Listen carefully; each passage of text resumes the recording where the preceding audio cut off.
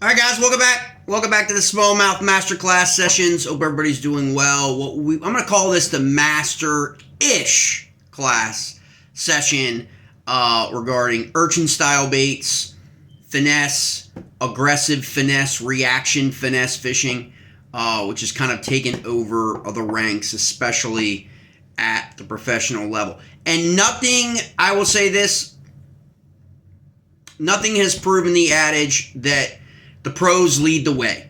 They lead the way in marketing. They lead the way in sales. They are the sales drivers. What happens on during professional events and on the professional tour pretty much drives 80% of the market. How you know that is the Coike. That is how you know it. And this is the Coike Fish L. It's obviously also the Coike Full Cast, which the old original style Coike. Okay. No overnight sensation, okay? Much to what gets said on YouTube about it from Hide Up, okay? It's amazing because for me, I feel like a clown because I thought it was a gimmick. 3.5 years ago, when I first got the first old style Coike in my hand, I thought, like, what is this? You know what I mean? Like everybody else, and really, it took the innovation of technology, and a lot of people that hate on forward-facing sonar, and have been for the last 5 years, 6 years or so, kind of have misread how that technology can change not just tournament fishing, but the utilization of different new innovative baits specific for that weren't really made for that. It's as if forward-facing sonar allowed this bait, the original full cast anyway, because this is more of an innovation in the last year, the fish or the fish gill coming. To catch up with actually design. The roots of this bait from Hideo Yoshida is in 2003. So the original full cast Coike, what most people commonly think of Coike, okay, is not really the fish. The fish gill is the latest innovation iteration of it.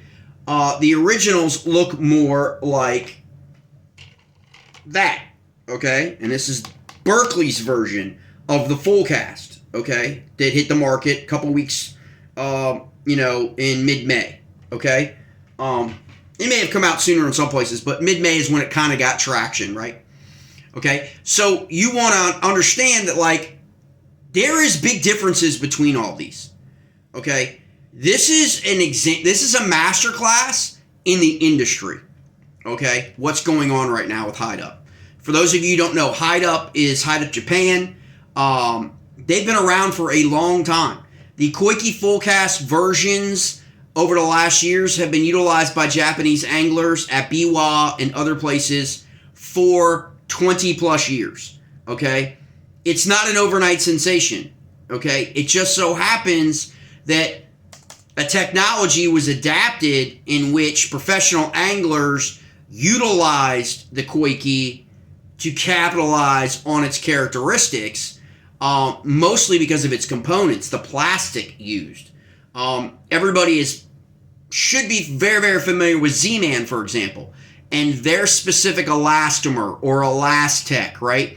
And that kind of plastic, how that plastic kind of was an innovative change for people in terms of soft plastics, more durable, definitely softer, stretchier. All those things led to a lot of great marketing successes for that brand. The opposite is true of the Hide Up. Okay, it's a very, very hard plastic. Okay, it's not soft by any means, and because it's hard, its buoyancy is different. Its action, its movement, forward movement in the water is different. Because of the technology rooted in the design and the plastic innovations that we've seen with all the different plastics that have come out in baits. But you have to remember that everything needs a trigger, right? And so, what's the trigger? What was the big trigger? Winning tournaments. That's what draws the most credibility, rightly or wrongly, to a bait, right? So it went from being kind of a gimmick for a lot of people that fished it, and there were quite a few people who fished it, 6-7 years ago, okay? But gave up on it, right? As a finesse bait, right? The market, the tournaments, the market moved away from finesse and went to power. And now the market, as I predicted 2 years ago, because of what's happening in Japan, the market is moving back towards finesse. The mid-range of the market was hover strolling the Shakamata shad from depths from Japan, right? Or the fish roller from raids. Smaller soft plastics on a hover rig, forward-facing sonar. That was the first phase. Now we're into the second phase, further evolution in the technology, and anglers are adapting new techniques in order to capitalize both on the technology, but also on increasing their catch rates and their hookup rates. And that was a big, big question years ago about that sea urchin style bait was you could get a bunch of bites, but your hookups were far lower than other presentations that one would utilize, okay? But the market has moved, and obviously when the tournaments hit, obviously, when a rookie, drops 96 pounds in a 3-day total on an event, at I think it was Lake Martin, and then South drops South dropped 96 inches on Rayburn.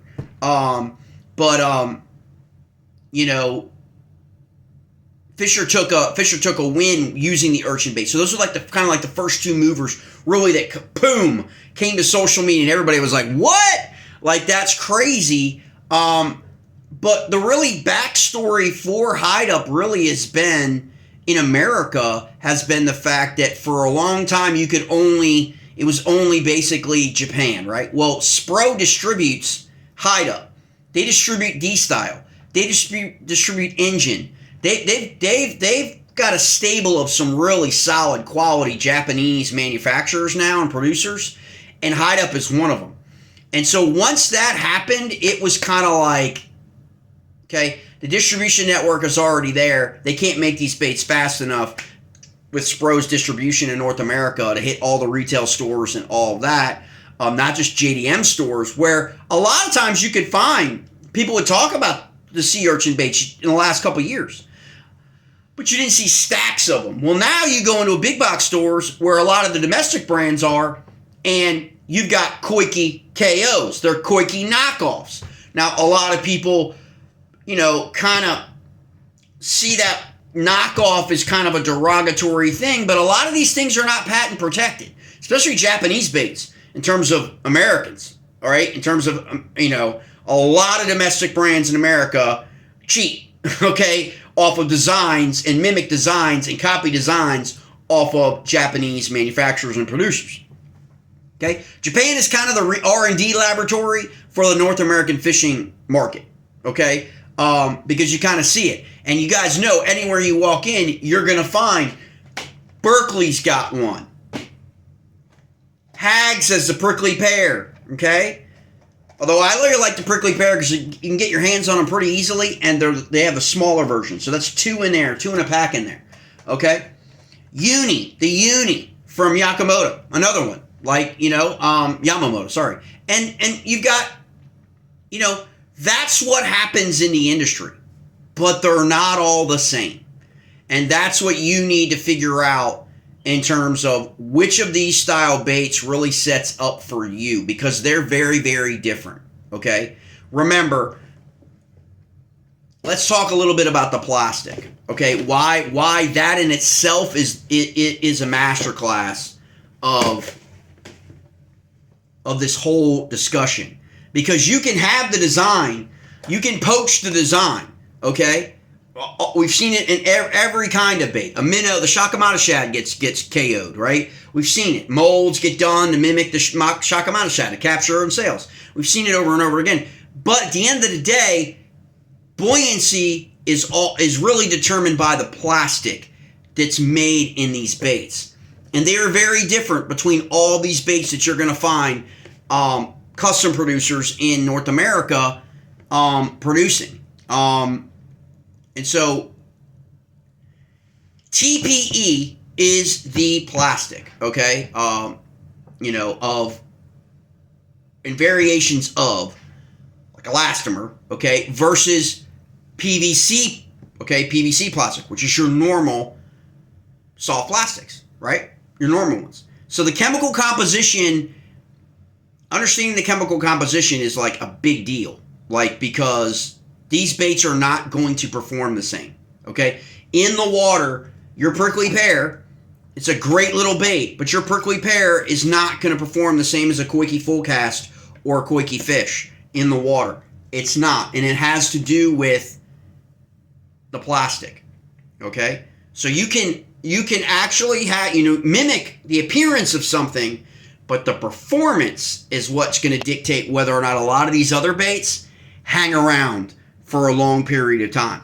The Coike is going to hang around for a long period of time. The variations, Bug Bomber is going to drop, which is more like the wiggle from depths, like it's more of a bug style.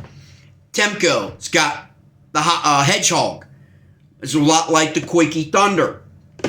Okay, and they also got the Coike Shrimp. You've got all these variations of that same plastic in different forms coming from Haida. Okay, and so that TPE allows it to snap back, okay, in terms of in the water because it's so hard, right? High floating buoyancy, okay, creates a vertical posture in the water, which was what makes it really great for forward-facing sonar, okay? And guys are freaking loving it for that. But there are other ways to fish these baits, okay? But what you're going to hear the most about is, because the professionals are all utilizing forward-facing sonar, that technique is going to steal all the oxygen in the room, but you don't have to have forward-facing sonar to hook up a full cast or a fish on a Jika rig, okay? And you're going to find that there, because it's new, because like I said, master-ish, because we don't really know. We don't really know yet what the real juice is going to be long-term for the Coike, in terms of, is it the quad? Is it the Ryugi quad? Is it the Quattro from Decoy? Is it the dice rig from Core Tackle? Is it simply just an extra wide gap hook with a nail weight? All these different ideas are out there because guys are out experimenting, because this plastic is very, very different. There are guys experimenting with, believe it or not, you will probably hear about it before summer, guys using the frog hooks in these, okay? You'll probably hear about that.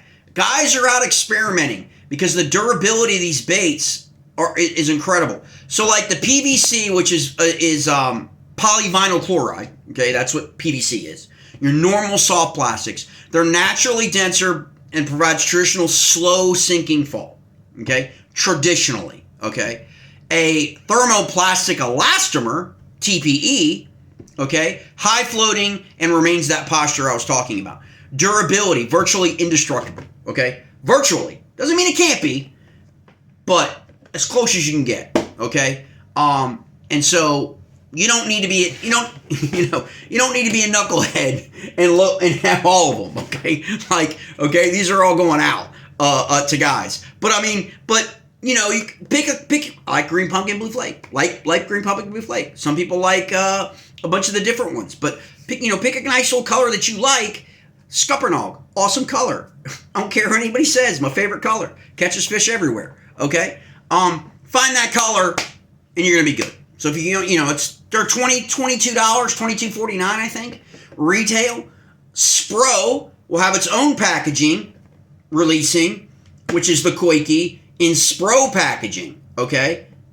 So just keep that in mind. You're probably going to see that a lot of distro. You're going to see that trend happening. Okay. A lot of folks might not be familiar with that, okay? But if you've worked retail, if you're familiar with the grocery industry, you know when you walk into your grocery, could be Giant, could be Kroger, they've got their own brand. Well, 9 times out of 10, what's in the box in that brand, Kroger or Giant or whatever, Wegmans, whatever it is made by, guess who? The big brands. They're co-branded. They're really the same. You don't think Kroger's making cereal, do you? Like, no. General Mills is making that cereal. Like, those are the kind of things that happen. Well, the Spro is the packaging, but the bait's going to be the same. You know? And you're going to start to see that a lot more as a lot of people in the American industry start providing distribution in North America, mostly Canada, but also in Mexico potentially, for a lot more Japanese baits. Okay? And that will expand the range of JDM in America. Casting range,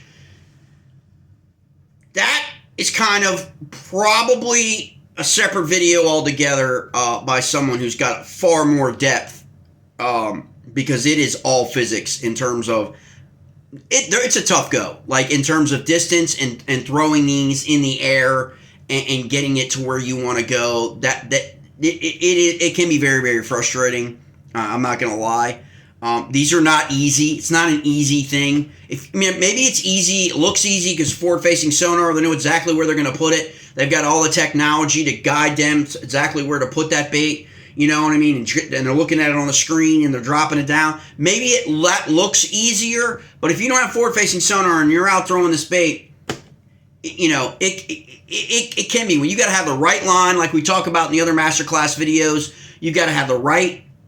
I've seen it where it seems like the spinning reel is better than the bait caster. Like, crazy as that sounds, it just seems like it goes further. And that's really the big thing with, in terms of distance, casting distance. Your PVC has a longer casting distance, right? That's why you're finding people putting the nail weight in these, because the whole tentacle thing is great in the water. Subsurface, in the water, doing the shimmer, right? Doing the shimmer and the shake. But in the air, not so good, okay? And so it cuts down on the distance. It's not an aerodynamic bait, okay? That's why people are putting the nail weights in them. The nail weight is not only to get it down necessarily into the strike zone, it is also to help with casting. So you want to keep that in mind. Now the other downside to this, you guys may have seen recently, and I had this happen just the other day to myself with the 6 Sense version, the Abstract. Their urchin style bait melted, okay, in the heat, 93 degree heat, user error, left it. Vehicle gets a lot hotter than the aromatic temperatures are outside. And the thing basically melted, okay? And so that's what happens, okay? What also can happen is when you allow these baits, these TPE baits, okay? It don't matter. It could be anything. You guys know this from elastomer, okay? Mixing elastomer with PVC never works. Never works. This is what will happen. This is what will happen to your baits, okay? Okay, that is what will happen. Same thing happened. The heat also affects TPE a lot more than it affects PVC. Okay? That PVC, again, interesting. Because when you go with these, depending on your plastic, this is Berkeley's version, okay, of the full cast, all right? They got a 4.5, I believe, coming out. Should come out in June, I believe. This is a 3.5 green pumpkin, okay? This seems to have the very similar fall rate like Senko style presentations, okay? And I believe it's because of the plastic, all right? So its fall rate is considerably different than the TPE of a Coike. And that matters, okay? Because PVC, just your simple baits, your crawl baits, your worms, all that stuff, kind of like that same, without any weight or any of that stuff, what the fall rate is, right? You pick up on that over time fishing that.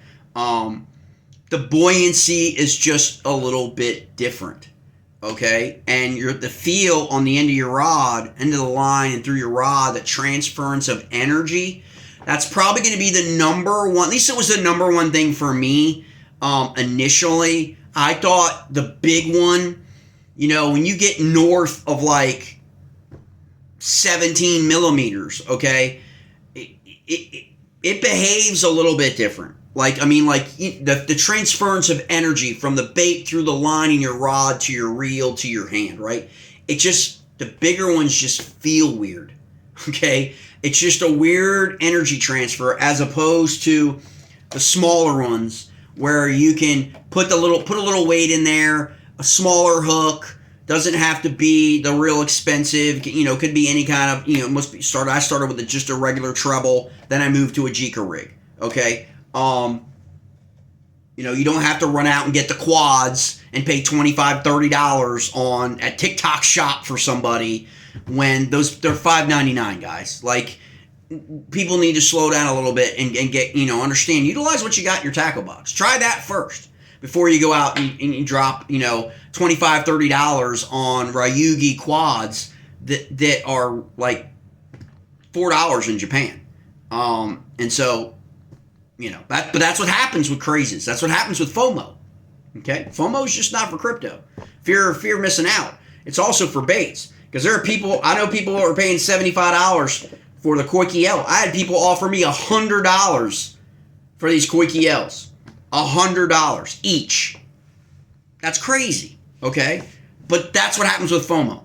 Okay? When guys start winning tournaments, that's what happens. So the Jika rig, you got a bunch of different tournament configurations are happening right now. All right, you got the Jika rig. Most of them are forward-facing sonar, like I said before. But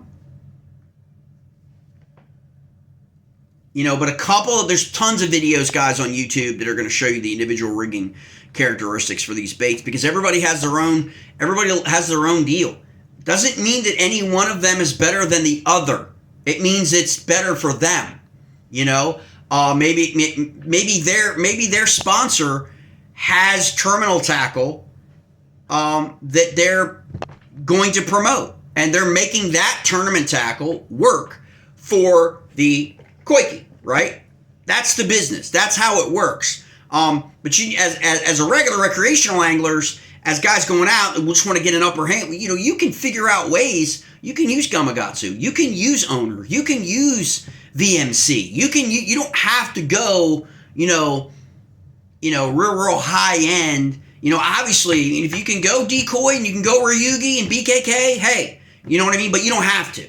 You can rig these with your trebles, okay? You can take treble off, a regular treble off, some of your other baits, a crankbait.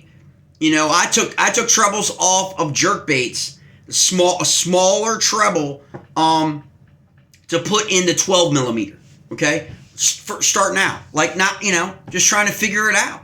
And then obviously I use the drop zone Jika rig, a rattling Jika rig. Okay, but obviously you can get Jika rigs. Tons of Japanese manufacturers make Jika rigs. VMC makes a Neko rig. Same kind of things. You can there's a gambit of things that you can do in terms of rigging these. And it's not just all, because if you're not utilizing forward-facing sonar, I'm going to tell you, some of the rigging that you're seeing on YouTube is specifically for forward-facing sonar. It's for tournament anglers or guys with setups with forward-facing sonar. Because if you rig them that way, fishing any other way, you're going to have problems. Okay? That's just that, in terms of that. You always want to make sure that hook point is in deep in these things. These things, you do not want to nose hook these baits. Lessons learned, okay? You do not. You want to get that hook embedded deep, okay? Deep in there. Not so much with the prickly pear, okay? Not so much with the prickly pears, okay? You can get away with just getting in there in the prickly pear, throw that little small little 1/16 nail weight in there. You'd be good to go with that. A lot different than the really, really dense, so you can use terms of jig, make your own jikas. You can use a number 2 higher owner hyperwire, ring, a number 5 swip. Like there are things that you can do in terms of creating your own jika rig or your own style, right? And that's kind of like, there's also wacky configurations, right? Depending on how you want to do it. Hook selections, again, go with your preference. Gamakatsu, G-Finesse, cover Nikos. I mean, it runs the gamut, right? But again, because of the TPE, the density of the TPE, you wanna avoid like what I call nose hooking or skin hooking. You want to avoid that with this kind of plastic.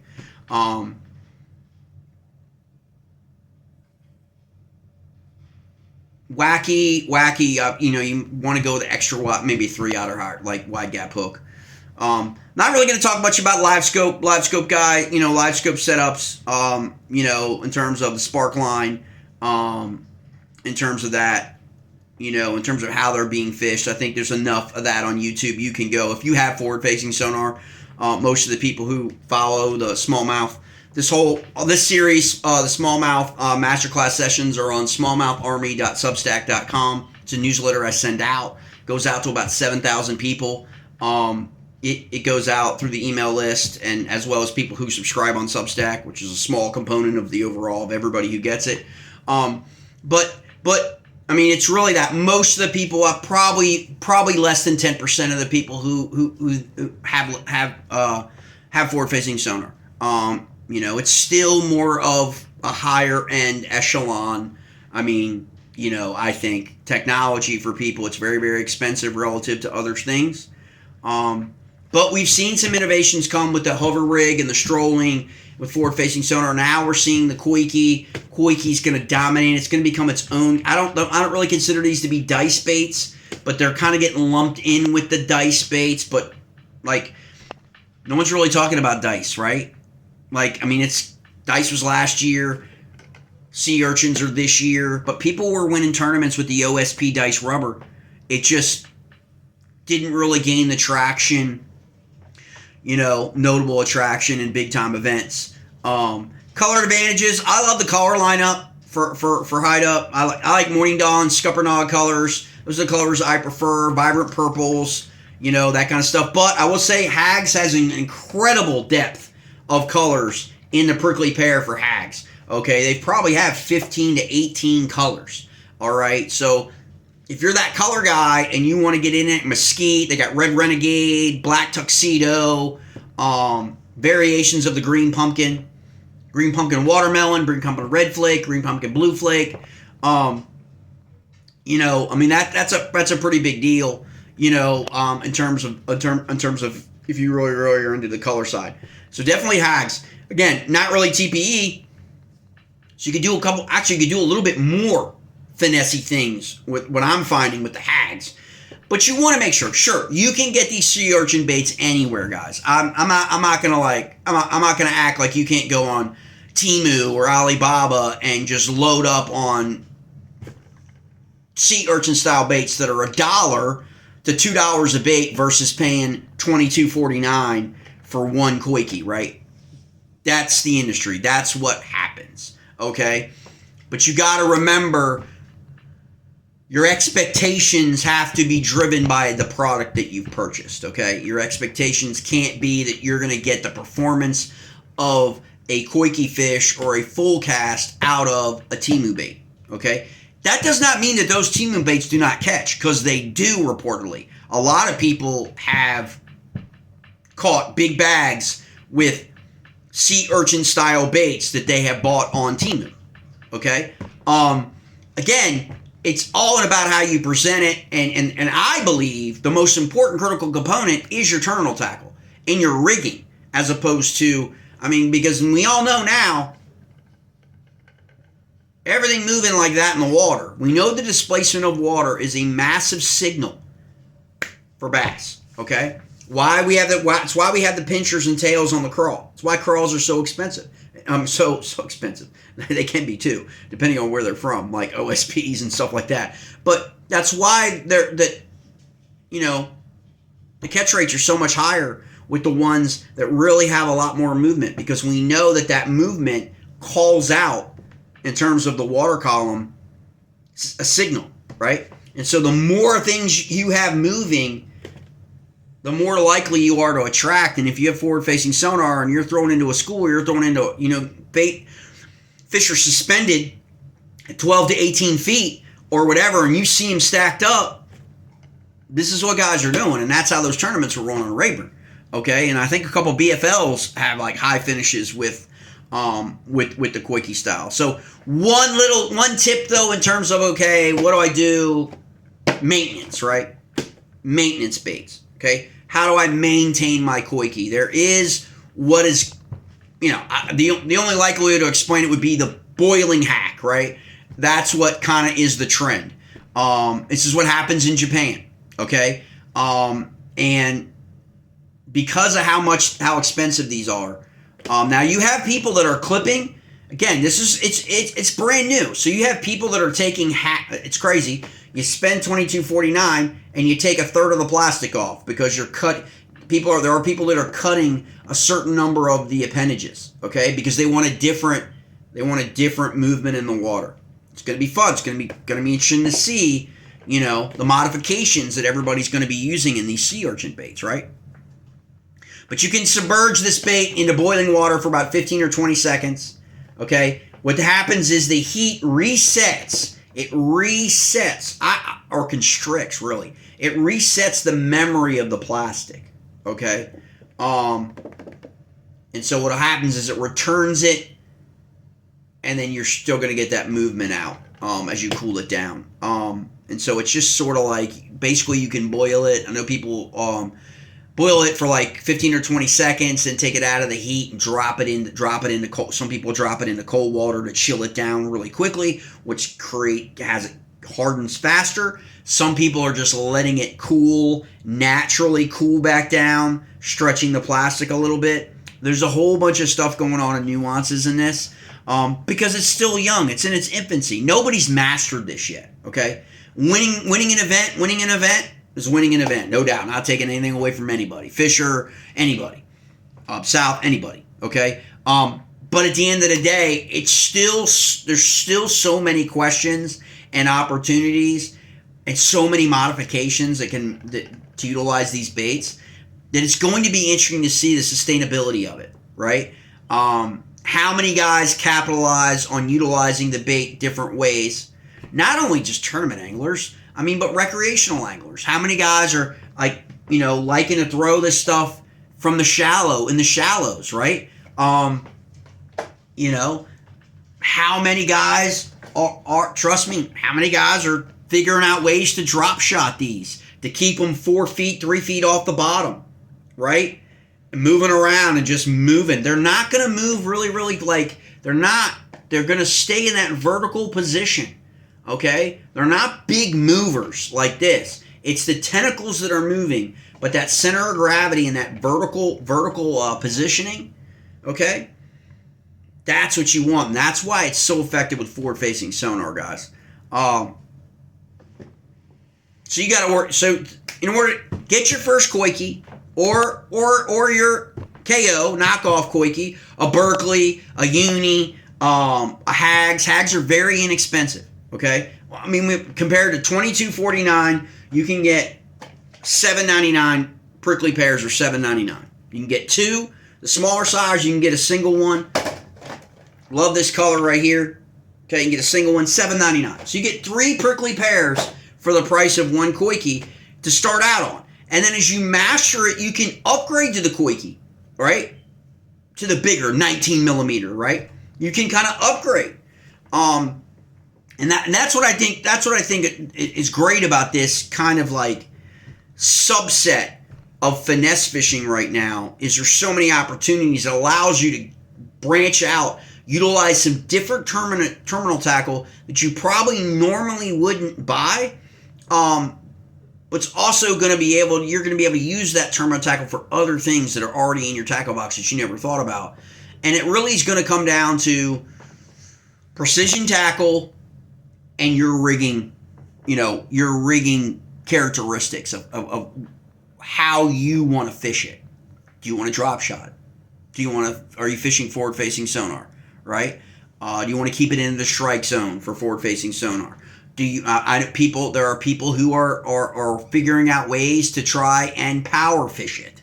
Okay, I mean, it's one of those things where people are just trying to get their head around all the number of things that they can do for it.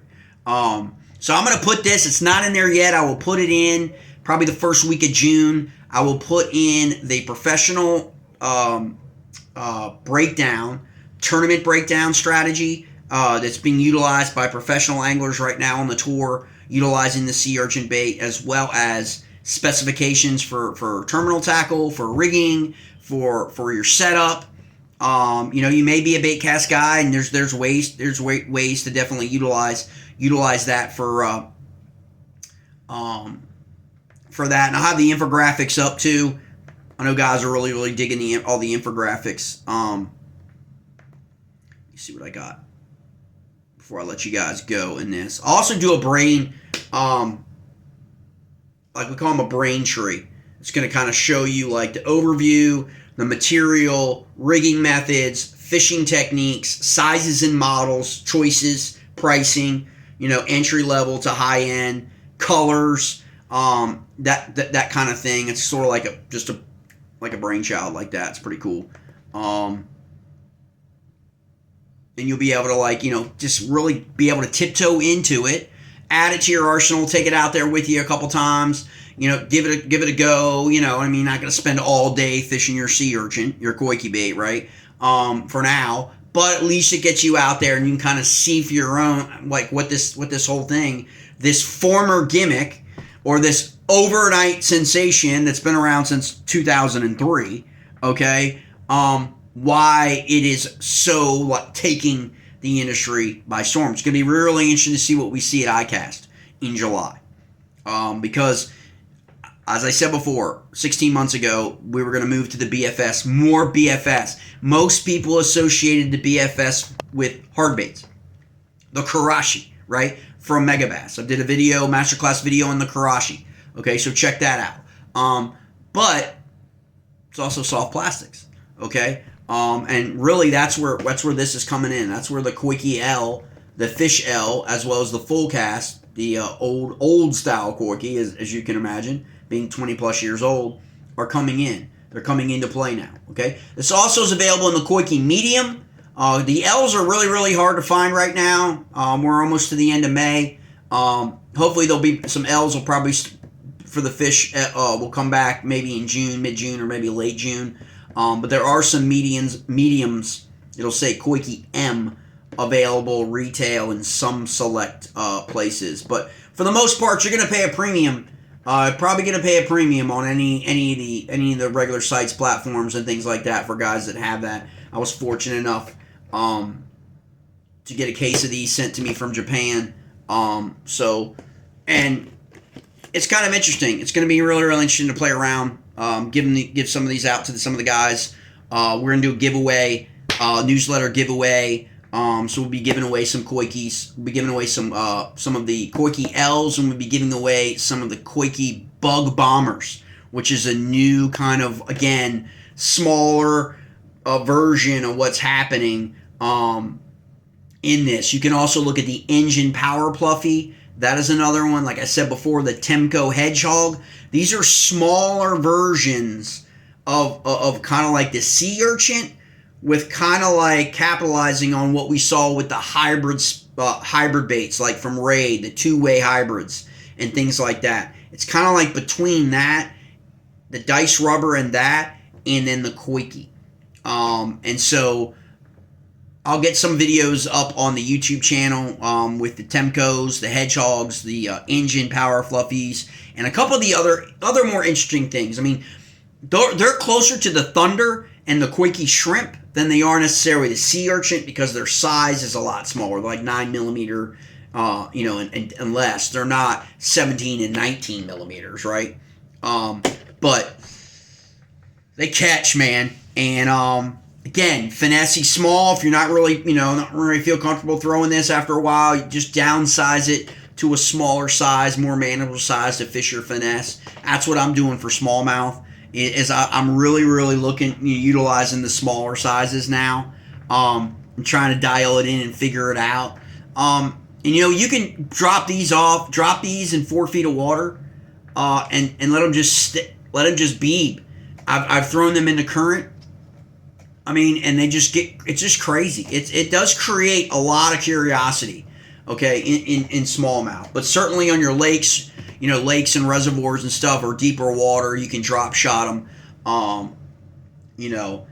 They work really, really good. I mean, what I've found is they do work good, bluff walls, things like that, if you've got that. And they also work around docks. So like extended docks, up underneath dock, throw them in where you get that shadow of sun and shade, going into early summer and summer months. I think that's going to be really, really highly effective. So give that a shot. Again, appreciate it. Subscribe to the channel here on YouTube and smallmoutharmy.substack.com. It's a free newsletter, guys. Free newsletter, all kinds of tips, a bunch of giveaways all the time, whole bunch of stuff. Get you access to JDM baits, custom baits, break it down for you. Always dropping something virtually like every week. We'll cover the trips going on. We got trips coming up. Now that hopefully all this rain and high water is going to be behind us here in the next 7 to 10 days. We'll be back out on the water chasing some smallies. And we'll be utilizing a lot of these different variants and just breaking it down for you. No interest, no sponsorship. No one's in our back pocket. We're just gonna like give it to you real, give you the real juice based on this is our experience. It doesn't make it right, doesn't make it wrong, but this is what we're figuring it out. This is working, this isn't working. Again, it's subjective. It's fishing. You got to put your time into it. You got to be patient with it. Finesse fishing takes a lot of patience. It's a skill. Patience is a skill, especially when it comes to fishing, because a lot of people give up on things and want to go back to like power fishing. They'll give it a try, but there's still a lot of people that are going to say it's a gimmick. And I know I did years ago, like I said, 3-4 years ago. I was like, well, come on, man. And they went out, didn't know how to really rig it, threw it out a couple times, didn't get bit on it, gave up on it, and now look where it is. So just remember, stay patient. Go out there, chase some smallies, give me some feedback. Let me know what you think of the Coike craze. What sea urchin style baits are you using? How are you rigging them? How effective has it been for you? Has it changed the game for you? Is it adding fish to your limit, or are you using it to target certain fish, or are you just trying to like me, man, figure it all out? All right, guys, I appreciate everybody. Please do me a favor, please subscribe. Give me some feedback on what you like to see in future masterclass sessions. I'll see you on the water.